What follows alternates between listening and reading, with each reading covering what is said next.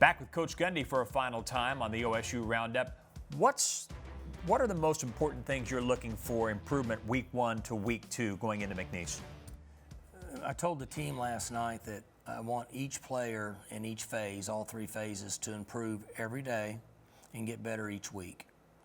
And no matter who our opponent is, we need to handle and take care of ourselves and get better.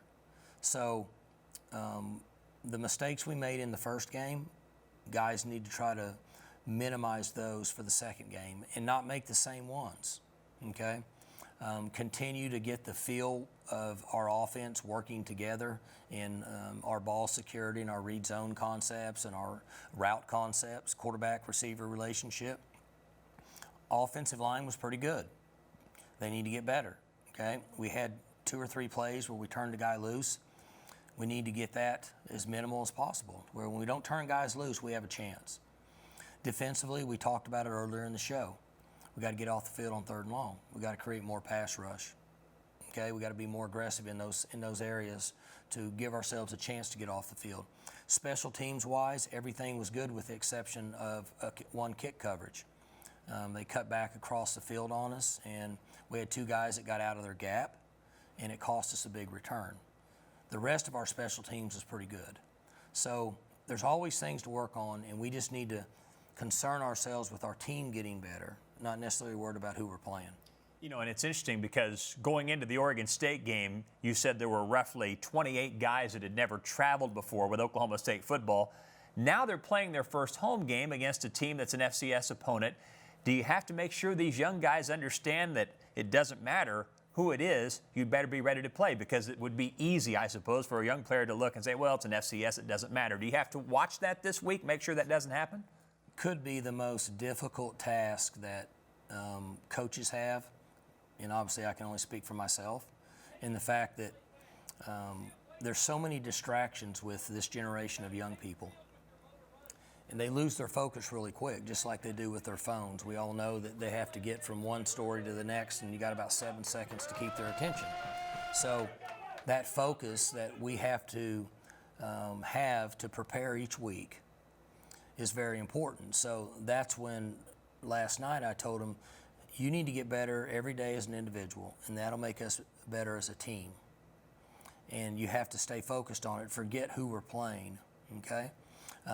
We know the different levels of teams we play, but we have a responsibility to compete and play the very best we can, no matter who our opponent is, every Saturday. And we stress that to him. I'm not saying it's easy. I'm not saying we always get it accomplished, but that's something we stress throughout the week. Stay with us. More to come, including our weekly breakdown from Brandon Weeden, former Cowboy quarterback. This is the OSU Roundup.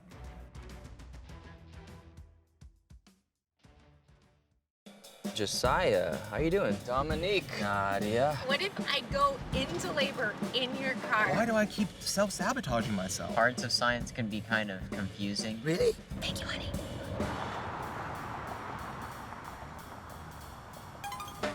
So Joe's on the beatbox. You haven't asked for my advice, but I'll just offer it. You were so great. 4 stars, okay?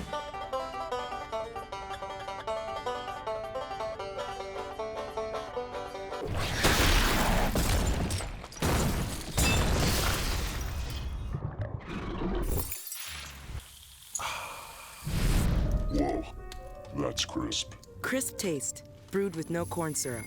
Bud Light. Welcome back. Time now for the showdown breakdown with former Cowboy star quarterback Brandon Weeden. And before we talk about McNeese, let's tear into the offense a little bit. Some of the things that happened in the opener at Oregon State.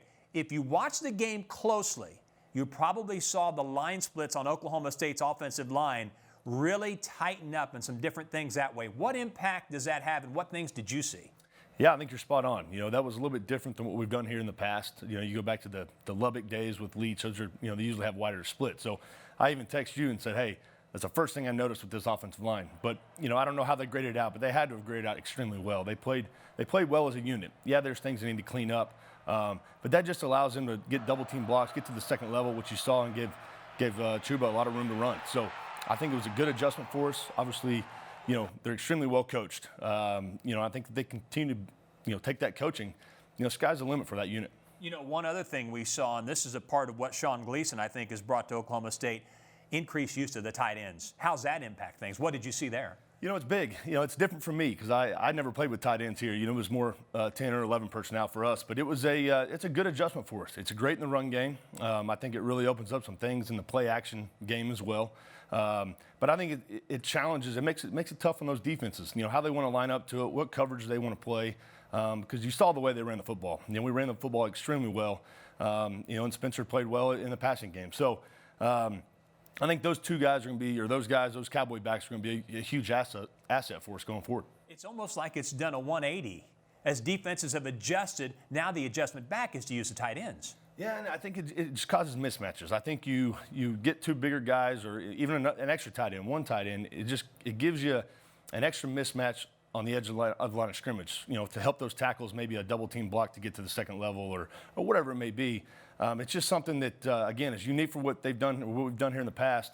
But I think, like I said, it's going to be a huge asset for us. I think it allows you to do so many different things, run game, pass game, play action game, to really take advantage of it. Worth noting that Oklahoma State was basically 2-to-1 run to pass in the Oregon State win. Remember back to Coach Gundy's first 2 years here when Oklahoma State ran the ball more than any team in the Big 12. Just something to throw out. Okay, now so you think about offensively. You've got Spencer Sanders, who is obviously a run-pass threat, over 100 yards on the ground. You mentioned Chuba Hubbard, who went well over the 200-yard mark. Oh, and that guy Tylan Wallace, who was one of the best receivers in America a year ago. So looking forward to this week and throughout the rest of the year, what can defenses do if you've got receiver, running quarterback, All-America level tailback potentially? So what are defenses going to do? What are the options? They're going to need some sleeping pills because they're going to lose a lot of sleep. You know, when you have three guys like that are that dynamic, you know, it just gives those defensive coordinators headaches. I mean, you know, do you stack the box and try to stop the run, then you put Tylan Wallace on an island with the corner? You know, that's tough because you like your chances there as an offense. But then you throw in the quarterback being able to run the football like that. That's just a whole nother element that, you know, we've had a little bit here and there.